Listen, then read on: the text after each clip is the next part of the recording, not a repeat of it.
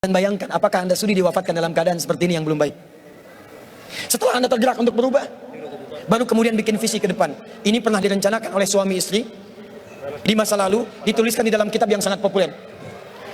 Persoalannya, begitu ibunya mengandung, istrinya mengandung, lahir anaknya, usia 2 tahun, maaf, mereka punya rencana. Anak ini insya Allah kita akan didik jadi lebih baik, keluarga kita lebih baik, anak ini akan jadi ulama. Qadarullah usia 2 tahun, ayahnya meninggal.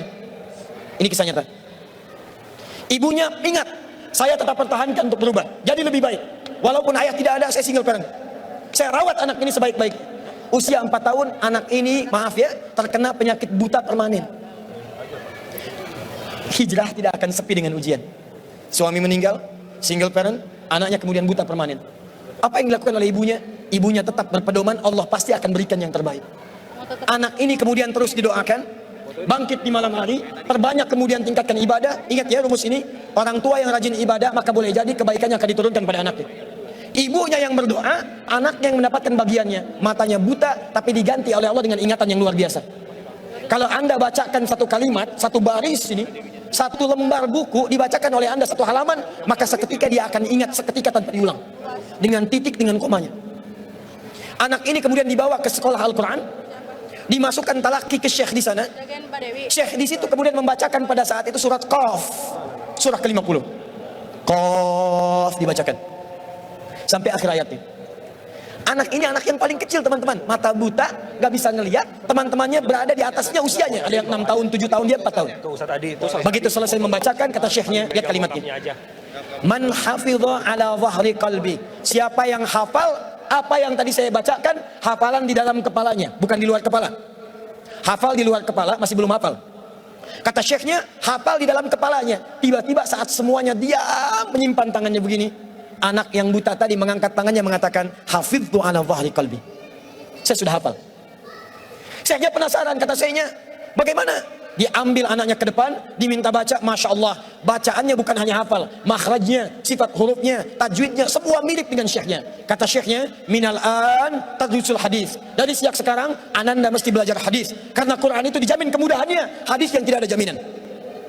Anak ini secara singkat, tinggal 1 menit, pulang ke rumahnya, diantar oleh asisten rumah tangga ibu tadi. Begitu nyampe di rumahnya, wajahnya gembira, mengatakan pada ibunya, Ummi, ibu, tadi saya dipuji oleh saya begini, ada kejadian begini, saya seperti ini. Kata anak ini, minal an uridul hadis.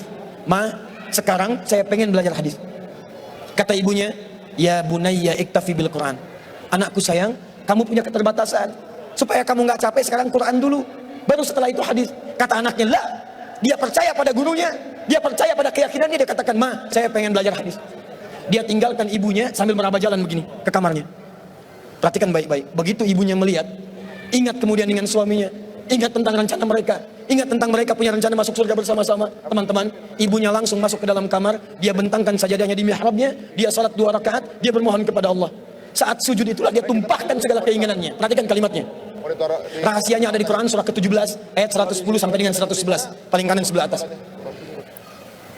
Ya Allah yal basir, yalladzi ala kulli syai'in qadir, a'id basirat ibni. Saya mau akhiri. Ketika tumpah air matanya dia katakan, ya Allah yang maha melihat, mohon kembalikan penglihatan anak saya. Yal basir, yalladzi ala kulli syai'in qadir, a'id basirat ibni. Begitu mengatakan kalimat itu, capek ketiduran. Kemudian pada saat itulah anaknya sedang mengulang surat Qaf di kamarnya. Begitu ibunya mengatakan yal basir, anaknya sampai pada ayat ke-22.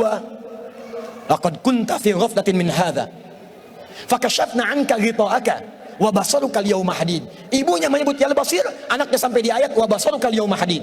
Dulu pandanganmu tertutup, sekarang kami akan buka, kamu akan melihat setelah ini dengan setajam-tajamnya. Ayat ini sebetulnya kemuliaan akhirat, tapi diturunkan mendapatkan kemuliaan dunia. Tiba-tiba setelah baca ayat ini, ibunya berdoa, bersamaan kalimatnya, tiba-tiba terbuka pandangannya. Anak ini bisa melihat kembali. Saking kagetnya dia lompat, dia kejar ibunya. Ummi laqad ra'ait. Ma, saya bisa lihat lagi. Ma, saya bisa lihat lagi. Ibunya kaget kemudian terbangun. Dia peluk anaknya, dia katakan, nah, mungkin kamu melihat bukan dengan hatimu. Kamu melihat bukan dengan matamu. Rubbama ra'aita biqalbik, laisa bi'ainik. Mungkin bukan matamu tapi hatimu. Waktu habis. Kisah belum selesai. Tinggal 1 menit. Boleh 1 menit? Lihat sini. Kata anaknya, mah, saya melihat dengan mata saya. Ini mama pakai baju ini. Di sekitar kita ada benda-benda ini. Allahu Akbar. Ibunya kemudian yakin anak itu bisa melihat. Dipeluklah anaknya, keduanya kemudian menangis, dan ibunya sejak saat itu yakin bahwa anak ini punya kemuliaan besar di masa depan. Maka disekolahkanlah kemudian tempat-tempat terbaik, belajar hadis terbaik, diingat segalanya, cepat luar biasa. Anak ini kemudian dikenal dengan luar biasa di masa depan. Nama anak ini adalah Muhammad. Bapaknya yang meninggal namanya Ismail, kakeknya namanya Ibrahim, kakek buyutnya Al-Mughirah, eyang buyutnya Al-Bardizbah, tinggal di kecamatan Ju'fah, di Kabupaten Bukhara, Provinsi Khorasan, negara Uzbekistan sekarang. Kelak di kemudian hari, dia dikenal dengan nama daerahnya Bukhara, dengan Al-Bukhari. Itulah kisah Imam Al-Bukhari. Dua orang suami istri, yang bersiap merubah hidupnya, diturunkan pada anaknya, dan kemuliaan itu diraih. Saya yakin, kalau Anda berhijrah malam ini, boleh jadi yang hafal Quran, mungkin anaknya, mungkin cucunya, mungkin turunan-turunan Anda. Tapi ketahuilah, ketika Anda punya peran di dalamnya, maka surga akan disiapkan untuk semua Anda satu keluarga besar. Saya mohon izin pada panitia, saya ingin persaudarakan Anda semua, supaya datang Anda bukan cuma sekedar datang.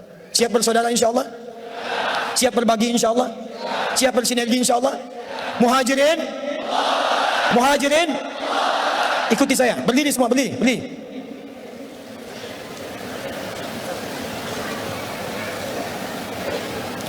Bismillahirrahmanirrahim. Allahumma nashhadu an la ilaha illa anta wa nashhadu anna Muhammadan rasuluka. Allahumma nashhadu innana ikhwah Allahumma nuridul jannah ma'a ikhwatina ma'a rasulina ma'a ashabina ma'a ummahatina abaina jiranina. Ya Allah, kami bersaksi Engkau Tuhan kami, Engkau satu-satunya Tuhan yang layak diibadahi. Kami bersaksi Nabi Muhammad Rasul-Mu yang kami cintai. Ya Allah, kami berjanji di malam ini kami bersaudara ya Allah. Kami bersaudara ya Allah. Kami siap berhijrah ya Allah. Ya Allah, berikan kami surga-Mu. Berikan kami surga-Mu bersama Nabi-Mu Muhammad sallallahu alaihi wasallam, bersama sahabat-Mu ya Allah, bersama sahabat Nabi-Mu ya Allah, bersama orang-orang saleh ya Allah, bersama ibu kami ya Allah, dengan ayah kami ya Allah, dengan anak-anak kami ya Allah, dengan keluarga kami ya Allah. Ya Allah, kami mohon masukkan kami dengan teman-teman kami ini ya Allah ke surga-Mu ya Allah. Allahumma ishhad, Allahumma ishhad, Allahumma ishhad. Alhamdulillahi rabbil alamin. Duduk teman-teman.